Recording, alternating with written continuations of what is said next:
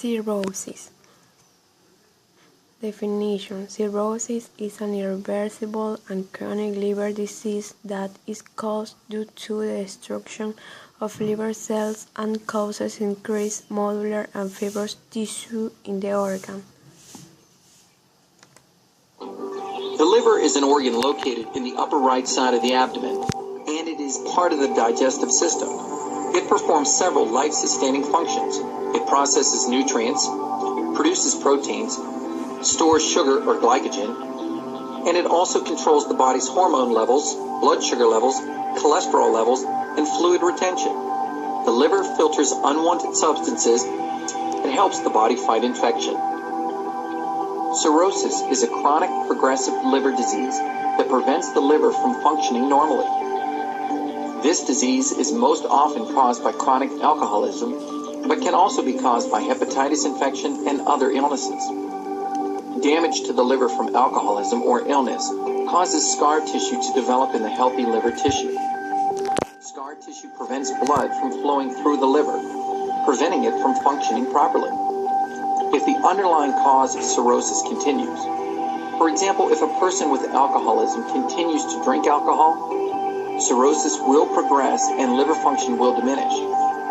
Even if the cause of cirrhosis is corrected, the damage to the liver cannot be repaired or reversed. Application in medicine. For this disease, there is pharmacological and especially terminally ill treatment. It is possible to perform a liver transplant.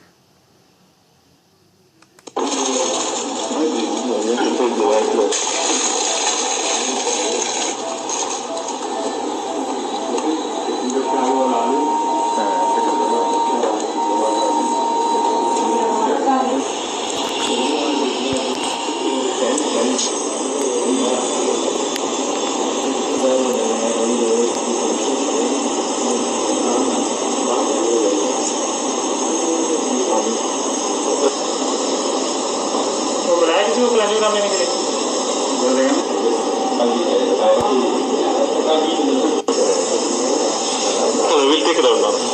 So everything is done. अच्छा नहीं तो April में please give April file का prepare करते हैं you do it later क्या वो है प्रोसेस कर लेते हैं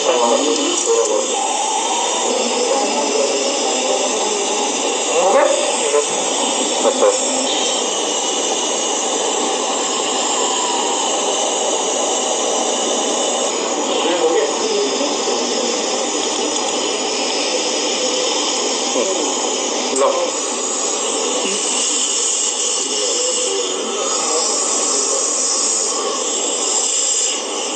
Okay. Yes.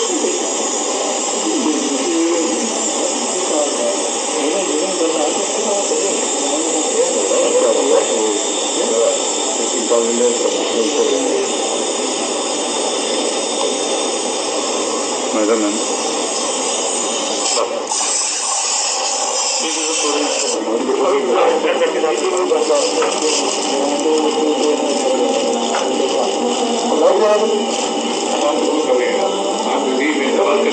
Total condition, this is our artery,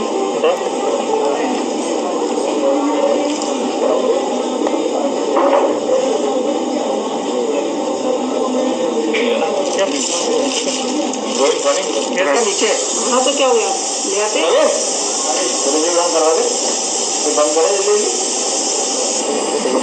yellow swing and total vein. Yeah.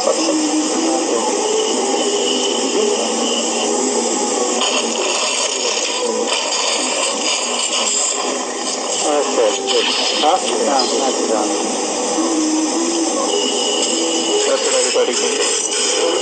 We start with this now. Yeah. Thank you. Okay. Thank you. Can I change it? Take this photo.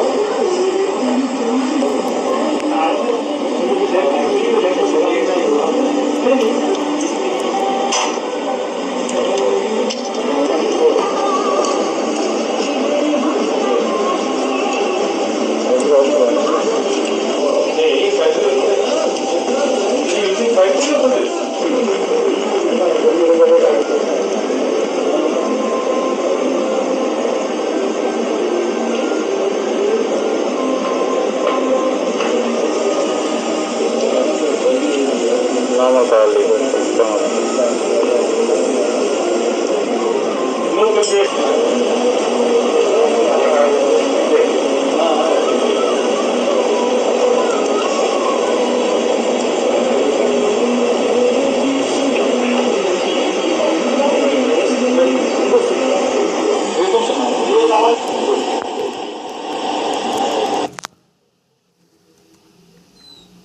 Disadvantages. 70% of patients with cirrhosis may face its main complication is hepatic encephalopathy.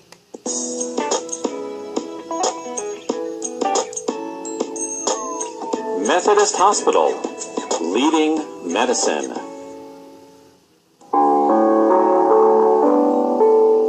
Hello everybody. Well, thank you very much for looking at this video that we've put together for our patients and those interested in liver disease.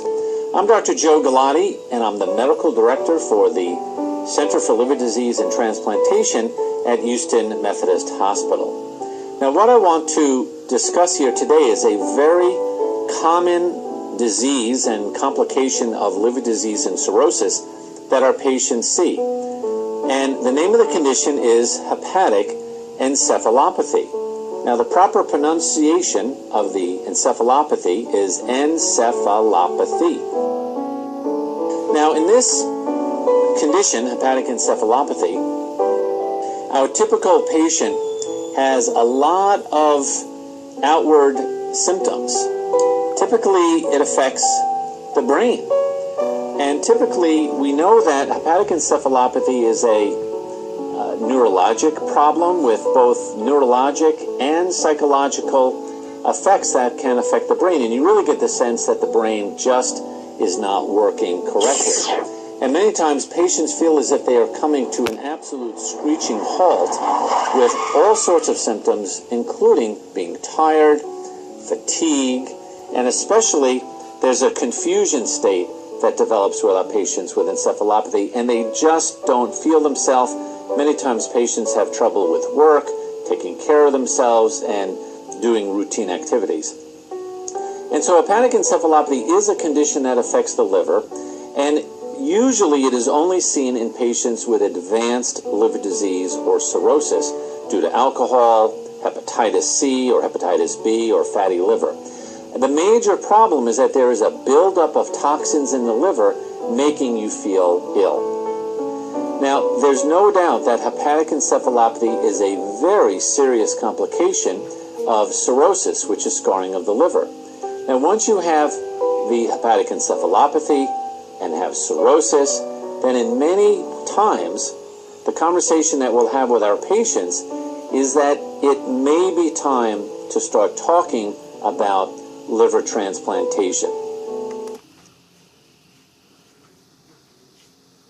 On the other hand, they are prone to developing bacterial infection and diabetes.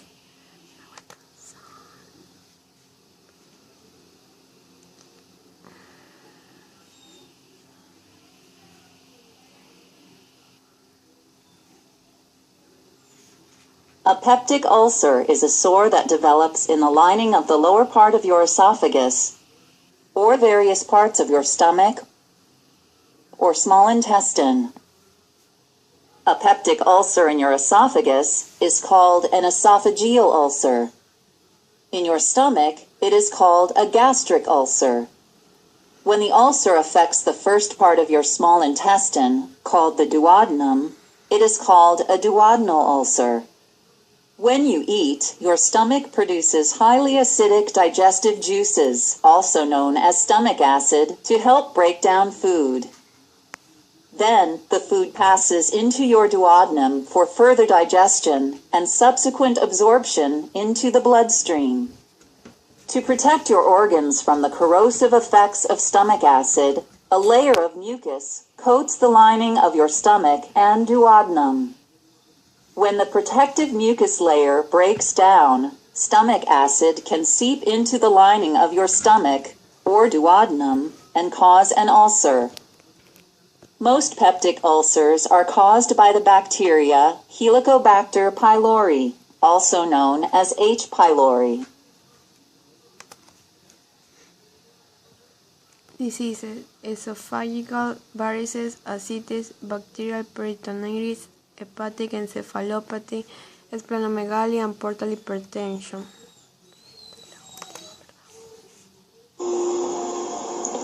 Blood from the intestines is collected through a system of veins called the portal veins. These drain into the liver. When the liver gets diseased by a condition called cirrhosis, the pressure in these veins increases enormously. This can result in abnormal clusters of veins developing and bleeding into the stomach, the food pipe, and the intestines. Till a few years ago, the only treatment available for this condition, which failed to sclerotherapy and banding, was open surgery. Today, interventional radiology offers a minimally invasive alternative. The procedure is called TIPS.